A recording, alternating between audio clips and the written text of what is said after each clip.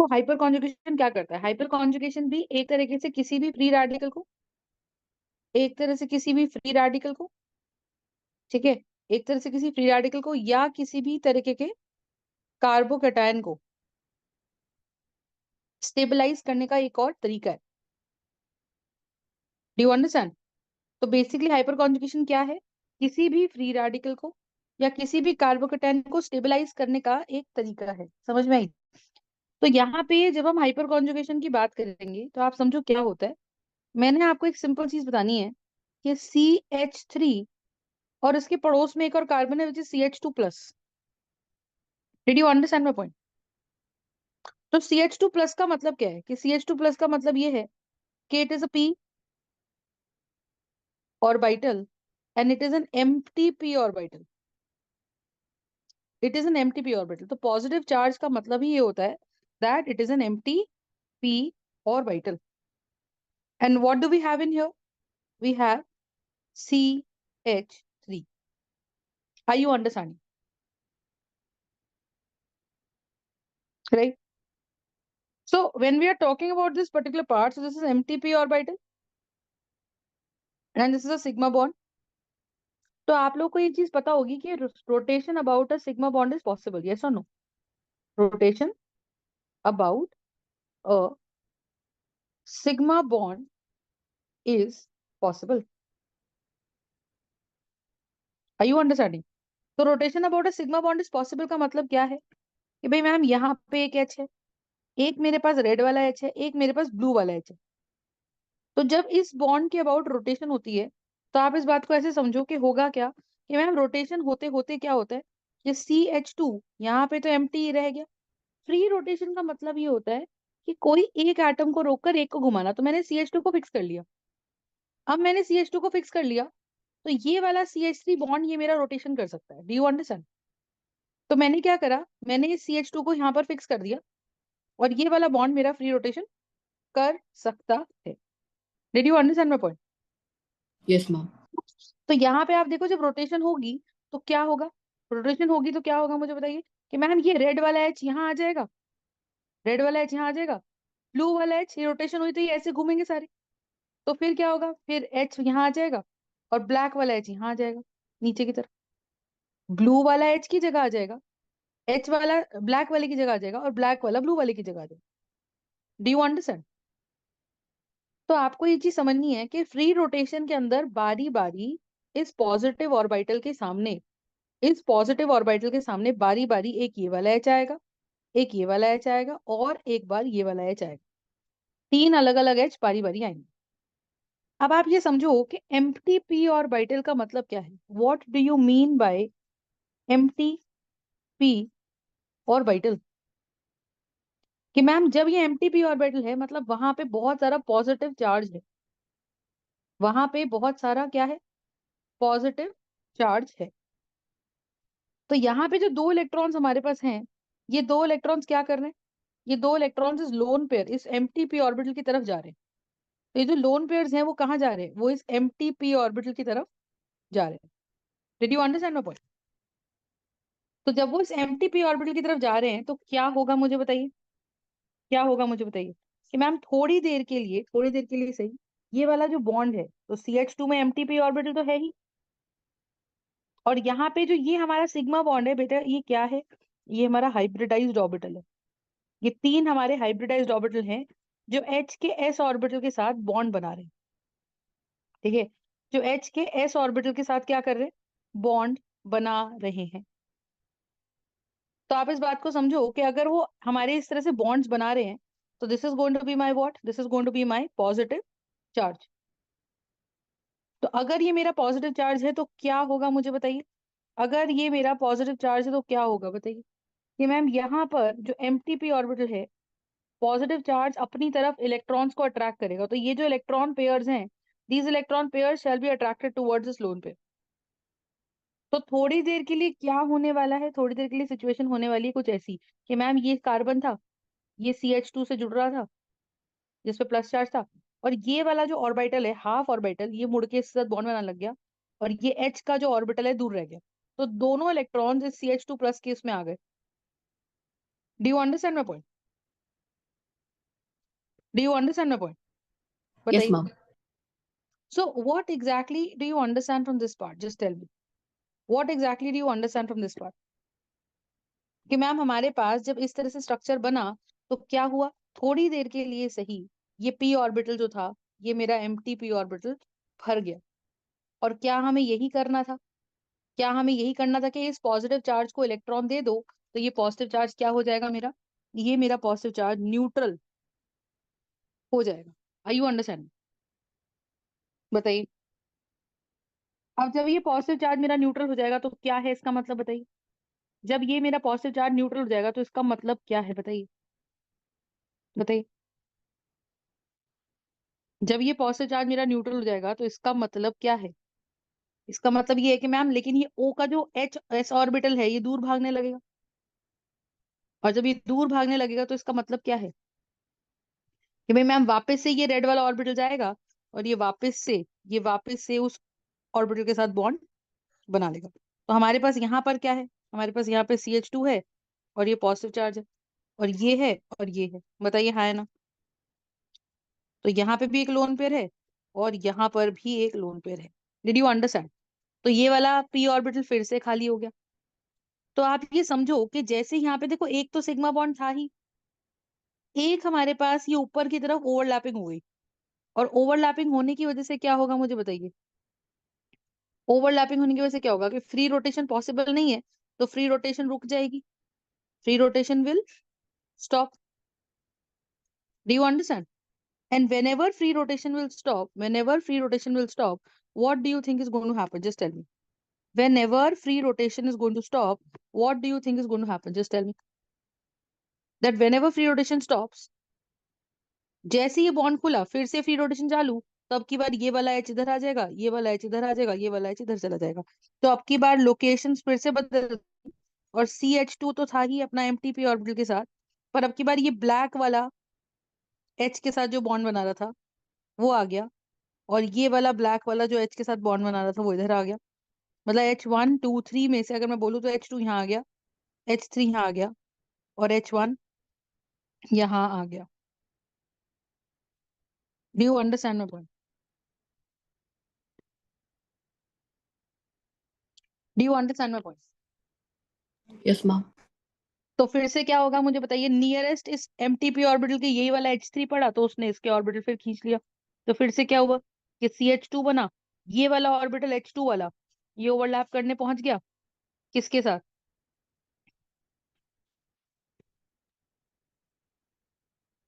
ये ओवरलैप करने पहुंच गया। और ये आ गया मेरे पास और ये आ गया मेरे पास। Did you understand my point? Yes, ma'am. तो ये वाला जो मेरे पास एक S ऑर्बिटल है ये दूर जाने लगा। तो जैसे ये दूर जाने लगा S ऑर्बिटल H का, जैसे ये दूर जाने लगा S ऑर्बिटल H का, ये फिर से क्या करेगा, इधर चला जाएगा।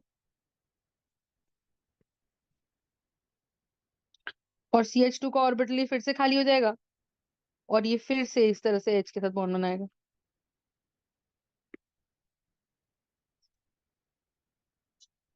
Did you understand my point? Just tell me. तो ये बारी बारी बॉन्ड का बनना, फिर बॉन्ड का टूटना, बॉन्ड का बनना, बॉन्ड का टूटना। जैसे ही बॉन्ड टूटेगा तो हमारा p ऑर्बिटल पे चार्ज फिर से दिखेगा, positive charge. Did you understand?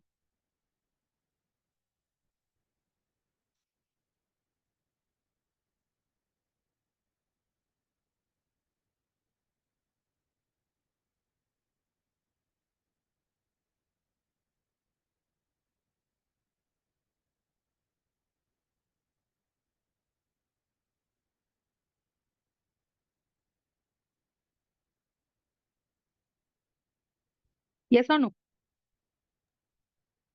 Yes, ma'am. So what exactly does that mean? कि फिर से रोटेशन हुई तो ये जो H3 था ये H3 इधर आ गया, ये H1 इधर आ गया, ये H2 इधर आ गया। Did you understand my point? Yes, ma'am. तो आप इस बात को समझो कि मेरे पास यहाँ सिनेरियो क्या है। मेरे पास सिनेरियो ये कि ये CH2 के साथ है यहाँ पर और ये इसके साथ बॉन्ड बना रहा है इस तरीके से। ठीक है, ये ऐसे है और ये ऐसे है। तो बारी बारी दिस इज हैपनिंग। तो आप सोच के देखो, लेकिन सिनेरियो देखो क्या है रियल लाइफ में जब आप देखोगे ना, तो ये CH2+ जो यहाँ पर है, ये 3 H जो है ना, ये टेट्राहेड्रल शेप बना रहे हैं। क्योंकि आपको ये चीज पता होनी चाहिए कि एक कार्बन के चारों तरफ जब 1, 2 और 3 और 4 बॉन्ड्स बनते हैं, तो वो ज्योमेट्री क्या बन जाती है? वो ज्योमेट्री बन जाती है टेट्राहेड्रल। बात समझ में आ रही है? वो ज्योमेट्री बन जाती है क्या? वो ज्योमेट्री बन जाती है टेट्राहेड्रल। Are you understanding? क्योंकि वो हाँ। ज्योमेट्री टेट्राहेड्रल बन जाती है तो क्या होगा मुझे बताओ। क्योंकि वो ज्योमेट्री टेट्राहेड्रल बन जाएगी तो क्या होगा, बताइए। कि मैम ये वाला जो ऑर्बिटल है, ये वाला ऑर्बिटल, इसको इस एंगल से घूम कर यहाँ आना पड़ेगा। इसको इस एंगल से घूम कर यहाँ आना पड़ेगा, समझ रहे हो? तो आप सोचो ये घूम कर यहाँ आना, और रेजोनेंस हमने पढ़ी है, तो रेजोनेंस में 2p ऑर्बिटल्स पैरेलल होते हैं। 2p ऑर्बिटल्स बिल्कुल पैरेलल होते हैं। तो इस पोजीशन से यहाँ घूमना और इतनी दूर से यहाँ घूम कर आना, बताइए। इस पोजीशन से यहाँ आना और इतनी दूर से यहाँ घूम के आना, किस बात में फर्क है, बताइए। किस बात में फर्क है? कहाँ आसानी से कोई ऑर्बिटल बेंड कर पाएगा, रेजोनेंस के केस में या हाइपर कॉन्जुगेशन के केस में? Resonance. रेजोनेंस। इसका, और ऊपर से देखो रेजोनेंस में ऊपर वाला ओवरलैप भी हो रहा है तो नीचे वाला भी हो रहा है। हाइपर कॉन्जुगेशन में क्या हो रहा है? सिर्फ ऊपर का ओवरलैप हो रहा है। क्यों? क्योंकि हाइपर कॉन्जुगेशन में ये वाला ऑर्बिटल तो अनहाइब्रिडाइज्ड है। अनहाइब्रिडाइज्ड का मतलब क्या होता है? ऊपर भी बड़ा लोब, नीचे भी बड़ा लोब। लेकिन इसके अंदर क्या होता है? इसके अंदर हमारे पास कैसा ऑर्बिटल रहता है? हाइब्रिडाइज्ड ऑर्बिटल रहता है।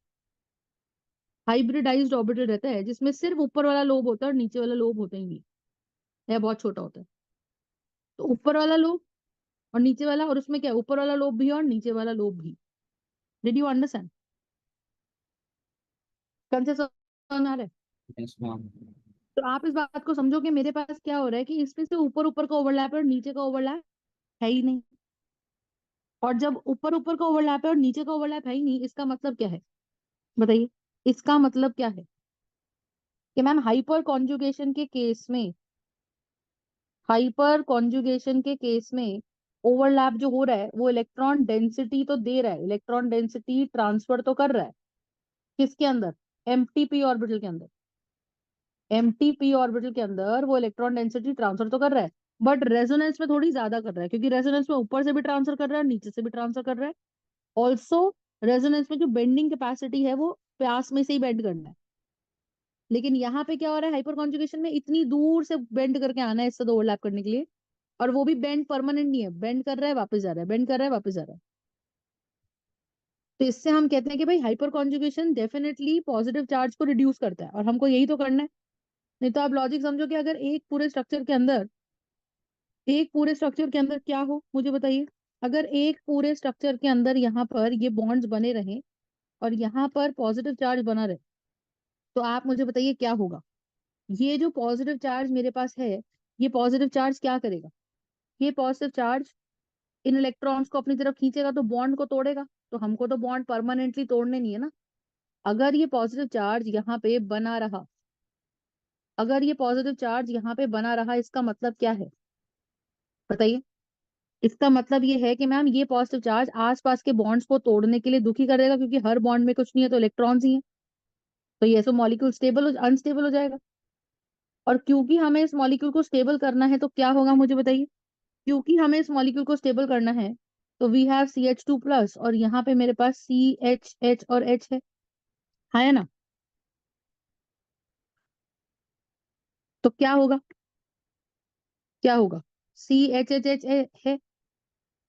तो ये जो इलेक्ट्रॉन्स हमारे पास हैं, ये जो इलेक्ट्रॉन्स हमारे पास हैं, ये हाइपर कॉन्जुगेशन की हेल्प से इसको इलेक्ट्रॉन्स देकर इसका पॉजिटिव चार्ज क्या कर देते हैं, इसका पॉजिटिव चार्ज रिड्यूस कर देते हैं। Are you understanding? और अगर वो इसका पॉजिटिव चार्ज रिड्यूस कर दे रहे हैं तो इसका क्या मतलब है? अगर इसका पॉजिटिव चार्ज रिड्यूस कर दे रहे हैं, इसका मतलब क्या है कि बचे कुछ जो बॉन्ड्स है हमारे, बचे कुछ जो बॉन्ड्स है हमारे, उनको बहुत ज्यादा फायदा मिल जाता है। तो अब अगर मैं बताऊं कि हमने कौन कौन से इफेक्ट्स पढ़े, हम लोगों ने इफेक्ट्स पढ़े रेजोनेंस इफेक्ट, हम लोगों ने इफेक्ट पढ़ा इंडक्टिव इफेक्ट, हम लोगों ने इफेक्ट पढ़ा हाइपर कॉन्जुगेशन इफेक्ट। तो सबसे ज्यादा अगर आप देखो तो सबसे ज्यादा इलेक्ट्रॉन ट्रांसफर पॉजिटिव चार्ज में कौन कर रहा है? रेजोनेंस। फिर कौन कर रहा है? हाइपर कॉन्जुगेशन, क्योंकि हाइपर कॉन्जुगेशन में भी ओवरलैपिंग तो हो ही रही है, ठीक है। लेकिन सबसे कम कौन कर रहा है? Inductive effect. क्यों? क्योंकि इंडक्टिव इफेक्ट का मतलब क्या था बताइए? सिर्फ सिग्मा बॉन्ड के अलोंग शिफ्टिंग, सिर्फ शिफ्टिंग, किसी के ऑर्बिटल में वो इलेक्ट्रॉन डाल नहीं रहा था, सिर्फ इलेक्ट्रॉन्स शिफ्ट हो रहे थे। Did you understand my point? बात समझ में आ रही है? Yes, ma'am. Tell me. तो ये मेरे पास क्या आ जाएगा? ये देखा, CH3, CH2, CH2 और Cl। तो यहाँ पे क्या हो रहा है कि मैम एक इलेक्ट्रॉन Cl की तरफ चला गया, तो यहाँ पॉजिटिव चार्ज आ गया, तो ओनली शिफ्टिंग हो रही थी, only shifting along what? Shifting along sigma bond. Did you understand my point और नो? यस और नो? Tell me. Yes, तो ma'am. Understood. सिग्मा बॉन्ड थी, तो आप बताओ शिफ्टिंग अलोंग सिग्मा बॉन्ड, मान लीजिए कहीं पे CH3, CH2, CH2 प्लस है, तो पॉजिटिव को शिफ्टिंग कराने का मतलब सिर्फ उसको दिखाना कि भैया तुम्हारी तरफ इलेक्ट्रॉन्स आ रहे हैं, लेकिन 100% उसके एमटीपी ऑर्बिटल में कोई इलेक्ट्रॉन डाल थोड़ी रहा है, सिर्फ सिग्मा बॉन्ड के लॉन्ग शिफ्टिंग हो रही है। Did you understand my point? Right. तो ये बात अपने को समझ में आना चाहिए। So we have resonance. Resonance के बाद क्या पहुंच रहा है? Hyper conjugation. हाइपर कॉन्जुगेशन के बाद क्या पहुंच रहा है? Inductive effect. Are you understanding? तो सबसे ज्यादा स्टेबिलिटी एक कार्बोकैटायन को या एक फ्री रेडिकल को कौन प्रोवाइड कराएगा? कौन प्रोवाइड कराएगा? Resonance followed by hyper conjugation. और हाइपर कॉन्जुगेशन के लिए जरूरी क्या है? हाइपर कॉन्जुगेशन के लिए जरूरी बताइए क्या है? हाइपर कॉन्जुगेशन के लिए जरूरी ये है, हाइपर कॉन्जुगेशन के लिए जरूरी ये है क्या? देखो कि भाई मैम अगर फॉर एग्जांपल हम हाइपर कॉन्जुगेशन की बात करें, तो मैंने एक कार्बोकेटाइन बनाया और मैंने उस पर CH3 लगाया, तो आपको ये पता है कि ये जो सारे CH3 पड़ोस में जहां पे पॉजिटिव चार्ज है, जिस कार्बन पे पॉजिटिव चार्ज है, उसके जस्ट पड़ोस वाला कार्बन जो कि sp3 हाइब्रिडाइज्ड है, जो कि sp3 हाइब्रिडाइज्ड है, तो इस sp3 हाइब्रिडाइज्ड कार्बन के जो है, उसके जो 3 H मेरे पास हैं, उसके जो 3 H मेरे पास हैं, ये तीनों ही बारी बारी मिलके इसको इलेक्ट्रॉन देंगे। क्या मैं बोल दूं कि ये 3 अल्फा H मेरे पास है? तो जितने अल्फा H हो गए, उतनी ज्यादा हाइपर कॉन्जुगेशन हो गई। तो लेट सपोज अगर मैं कोई कार्बोकेटाइन बनाती हूँ, मैंने लिखा CH प्लस लिखा, और मैंने यहाँ CH3 लिखा, और मैंने यहाँ CH3 लिखा, तो क्या होगा मुझे बताइए? कि मैम यहाँ से 3 अल्फा H हैं और यहाँ पर भी 3 अल्फा H हैं। I hope you are understanding. क्योंकि ये सिग्मा बॉन्ड है, कार्बोकेटाइन वाला जो कार्बन है, जिस कार्बन पे पॉजिटिव चार्ज है, जिस मैम कार्बन पे पॉजिटिव चार्ज है, समझो बात को, जिस मैम ये कार्बन, अल्फा एच क्या रिप्रेजेंट कर रहा है? अल्फा H मतलब जिस कार्बन पे पॉजिटिव चार्ज है उसके पड़ोसी वाला कार्बन, उस कार्बन को अल्फा अल्फा कार्बन बोलते हैं। और अल्फा कार्बन से जुड़ी हुई हाइड्रोजन को अल्फा हाइड्रोजन बोलते हैं। तो जैसे यहाँ पर देखो, इस कार्बन पे पॉजिटिव चार्ज है, तो इस कार्बन पे पॉजिटिव चार्ज होने का मतलब इसके पड़ोसी कार्बन, एक एक कार्बन ये है, एक कार्बन ये है, तो this is going to be my alpha carbon and this is also going to be my alpha carbon. तो ये मेरा अल्फा कार्बन है और ये भी मेरा अल्फा कार्बन है। Did you understand? तो alpha carbon and alpha carbon, did you understand? Yes ma'am. तो अल्फा कार्बन से जुड़ी हुई हाइड्रोजन कितनी हो गई? 3 यहाँ हो गई और 3 यहाँ हो गई, तो 3 अल्फा H यहाँ और 3 अल्फा H यहाँ, तो टोटल अल्फा H कितने हो गए? 6 alpha H। Did you understand my point? तो यहाँ पे भी CH3 है, यहाँ पे भी CH3 है, और यहाँ पे भी CH3, और यहाँ कैसा चार्ज है? पॉजिटिव। Did you understand? तो 3 अल्फा H यहाँ है, 3 अल्फा H यहाँ है, और 3 अल्फा H यहाँ है, क्योंकि जिस कार्बन पे पॉजिटिव चार्ज है उसका पड़ोसी कार्बन इज अल्फा कार्बन, उसका पड़ोसी कार्बन इज अल्फा कार्बन, उसका पड़ोसी carbon is alpha carbon. I hope you are understanding. Yes Yes, ma'am. ma'am. और उन कार्बन पे जुड़ी हुई हाइड्रोजन उसको स्टेबिलिटी प्रोवाइड करा रही है। तो अब आप खुद सोच के देखो, लेट सपोज मैं एक और हाइड्रोकार्बन बना के देती हूँ आपको, एक कार्बोकेटाइन। अब देखो ये वाला कार्बन जो है, कार्बन C, थर्ड ऑप्शन पे, वो एक कार्बन दूसरे कार्बन और तीसरे कार्बन से जुड़ा हुआ है, तो basically this is 3 degree carbon और not. This is a 3 degree carbon. अब आप सोच के देखो कि ये वाला जो कार्बोकैटायन मैं बना रही हूँ, ये वाला कार्बोकैटायन जो मैं बना रही हूँ और ये वाला कार्बोकैटायन जो मैं बना रही हूँ, इसका हाल क्या है आप समझिए कि भाई मैम ये वाला जो कार्बोकैटायन स्ट्रक्चर डी में बनाया है ये भी 3 डिग्री है, और ये वाला कार्बोकैटायन जो स्ट्रक्चर सी में बनाया है ये भी 3 डिग्री है। डू यू अंडरस्टैंड? तो इन दोनों में से भी ज्यादा स्टेबल कौन है? तो अब आप सोच के देखो, हमने बहुत सारे रूल्स पढ़े हैं, हम लोगों ने इंडक्टिव इफेक्ट पढ़ा है, हम लोगों ने इंडक्टिव इफेक्ट पढ़ा है, यस और no? Yes, Yes, ma'am. ma'am. तो अब आप इस बात को समझो कि क्योंकि हमने इसके अंदर इंडक्टिव इफेक्ट पढ़ा है तो क्या सिनेरियो कि मैम इस कार्बन पे प्लस चार्ज है, तो CH3 के 3 H जो थे वो अपने अपने इलेक्ट्रॉन्स कार्बन की तरफ शिफ्ट कर रहे थे, बिकॉज कार्बन की इलेक्ट्रोनेगेटिविटी ज्यादा थी। तो ओवरऑल डेंसिटी कार्बन पे बढ़ गई, तो उसने इलेक्ट्रॉन्स इस कार्बोकैटायन वाले कार्बन की तरफ शिफ्ट कर दिए। पढ़ा था कि नहीं पढ़ा था? Yes, पढ़ा था। ma'am. तो यहाँ पे 3 कार्बन थे, इस कार्बन से 3 H जुड़ रहे थे, बताइए हाँ है ना? तो इन तीनों ने कार्बन दिया, कार्बन को इलेक्ट्रॉन दिया, इस कार्बन पे इलेक्ट्रॉन डेंसिटी बढ़ गई, तो इस कार्बन प्लस पे भी इलेक्ट्रॉन डेंसिटी बढ़ गई, यस और नो? तो आप सोचो देखो, सिग्मा बॉन्ड से शिफ्टिंग हो रही है तो यहाँ पे इंडक्टिव इफेक्ट मिल रहा है प्लस आई, कि कार्बोकैटायन को इलेक्ट्रॉन दिया जा रहा है। डू यू अंडरस्टैंड? तो कार्बोकैटायन की तरफ इलेक्ट्रॉन्स आ रहे हैं, तो carbocation is experiencing what? It is experiencing a plus I effect. Are you understanding? It is experiencing a plus I effect. Are you understanding? Yes, ma'am. और यहाँ पे हाइपर कॉन्जुगेशन कितने है उसकी हो रही है? 9 अल्फा H की हो रही है। हाइपर कॉन्जुगेशन कितनों की हो रही है? 9 अल्फा H की हो रही है। Did you understand? अब यहाँ देखो, हमने ये पढ़ा था कि बिगर the group, bigger the group, bigger the group, bigger is the inductive effect. Did you understand? कि जितना बड़ा ग्रुप होगा उतना ज्यादा इंडक्टिव इफेक्ट होगा। तो आप मुझे बताओ, ये CH2CH3, ये CH2CH3 और ये भी CH2CH3, आर यू अंडरस्टैंडिंग? तो वो इस C प्लस को इलेक्ट्रॉन्स दे रहे हैं, वो भी C प्लस को इलेक्ट्रॉन्स दे रहे हैं, वो भी C प्लस को इलेक्ट्रॉन्स दे रहे हैं। Did you understand? तो जब वो Yes, C प्लस को इलेक्ट्रॉन्स दे रहे हैं तो आप मुझे एक सिंपल सी बात बताओ, क्या होगा? बताओ क्या होगा? कि जब वो C प्लस को इलेक्ट्रॉन्स दे रहे हैं तो what do you think is going to happen? कि मैम इंडक्टिवली तो देखा जाए तो स्ट्रक्चर डी का inductive effect is more than structure C का इंडक्टिव इफेक्ट। सही बात है, क्योंकि CH3 स्मॉलर ग्रुप है। यहाँ पे CH2CH3 में क्या हो रहा है आप खुद सोचो। CH2CH3 में C से 3 H जुड़े हुए हैं, उसके आगे 2 H जुड़े हुए हैं, तो तीनों ने इधर एक एक इलेक्ट्रॉन दिया, उन सब ने मिलकर इस कार्बन को दिया, इधर से H ने इस कार्बन को, कार्बन 2 को दिया, कार्बन 2 ने कार्बोकैटायन की तरफ शिफ्ट करा। तो इतने सारे इलेक्ट्रॉन्स मिलकर शिफ्ट होने की बात कर रहे हैं along the sigma bond. Did you understand my point? yes, ma'am. Yes, so you have ma'am. To understand what that bigger the group, bigger is the inductive effect. लेकिन आप सोच के देखो कि इंडक्टिव इफेक्ट ज्यादा स्टेबिलिटी देते हैं। Order क्या है? Resonance, hyperconjugation and then inductive effect, यही तो है ना ऑर्डर अपना। तो उस हिसाब से अगर हम देखें तो भाई हमारे पास ये कार्बोकैटायन है, यहाँ CH2CH3 है, यहाँ पे भी CH2CH3 है, बताइए, और यहाँ पर भी CH2CH3, बोलिए हाँ है ना? तो आप ये चीज समझो कि मैम इंडक्टिव इफेक्ट तो डेफिनेटली डी का ज्यादा है, इंडक्टिव इफेक्ट सी से। लेकिन अगर मैं देखूं हाइपर कॉन्जुगेशन, तो जिस कार्बन पे पॉजिटिव चार्ज है जस्ट उसके पड़ोसी वाला alpha carbon, alpha carbon, alpha carbon, तो कितनी अल्फा H हो गई मेरे पास? अल्फा H इसके अंदर हो गई 2, 3, 4, 5, 6,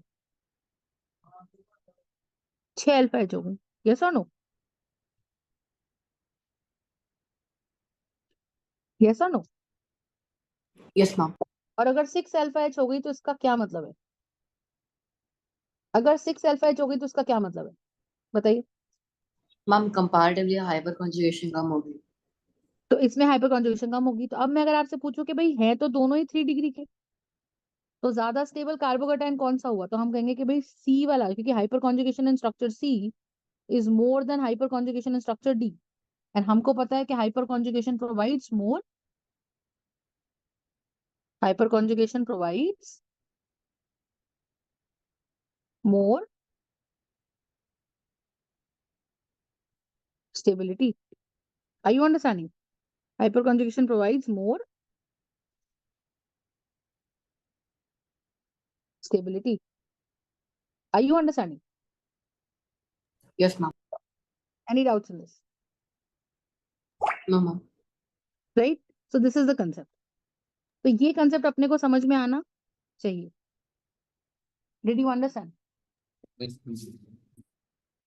Yes or no? Yes, Yes, ma'am. ma'am. So ये concept अपने को आना चाहिए. Which means what? Which means what? कि ma'am hyperconjugation is going to provide more stability. तो इस तरह से आप देखते हो कि भाई मैम एक ही स्ट्रक्चर में इंडक्टिव इफेक्ट भी लग रहा है अलोंग द सिग्मा बॉन्ड, पर क्योंकि उसमें अल्फा एच है तो अल्फा एच से हाइपर कॉन्जुगेशन भी हो रही होगी. एक ही स्ट्रक्चर में दोनों इफेक्ट्स हो गए, लेकिन ज्यादा स्टेबिलिटी हम ज्यादा जो डोमिनेंट फैक्टर है हम उससे स्टेबिलिटी डिसाइड करें. ठीक है. तो जैसे फॉर एग्जाम्पल मैंने आपको बोला CH3 CH2 पॉजिटिव, और एक मैंने आपको बोला CH3 CH2 CH, यहाँ पे positive charge.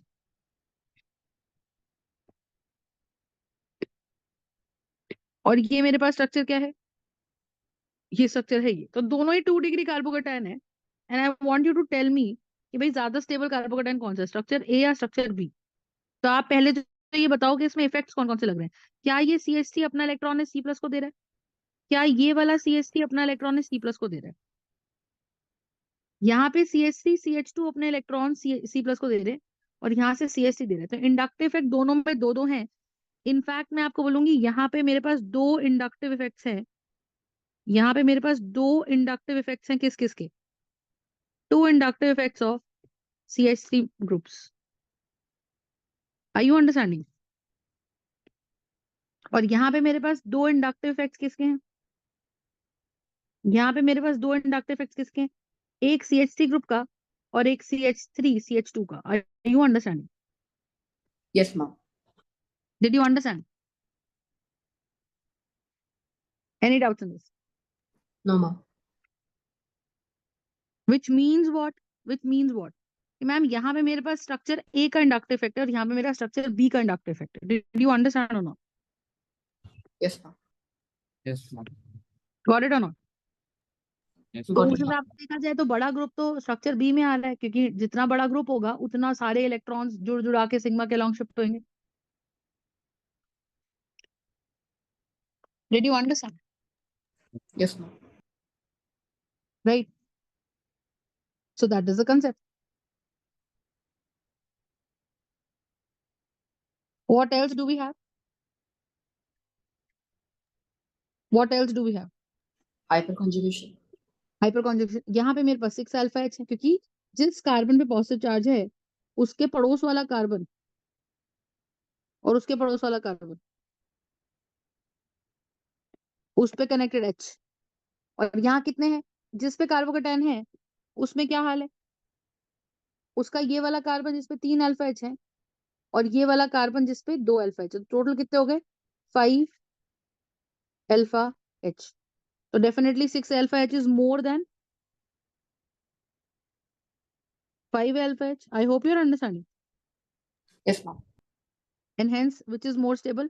Structure A is more stable. तो inductive effect भी देखना है, hyper conjugation भी देखना है, पर जिसमें hyper conjugation ज्यादा है वो ज्यादा stability provide कराएगा, because hyper conjugation and resonance, all of them are going to do what?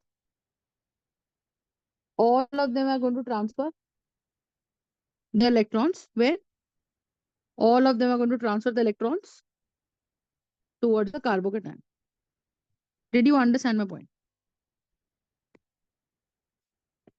Yes or no? Yes. Yes, ma'am. Yes, So ma'am. this is the concept. This is the concept. Yes or no? Tell me. Yes, ma'am. Did you understand? Yes, ma'am. So that's how things work out. तो आपको stability जब बतानी होती है तो वो carbocation की हो चाहे फ्री रेडिकल की हो, वो इसी प्रकार से बतानी होती है. ठीक है. आज के लिए इतना ही करेंगे बस. ठीक है, ma'am.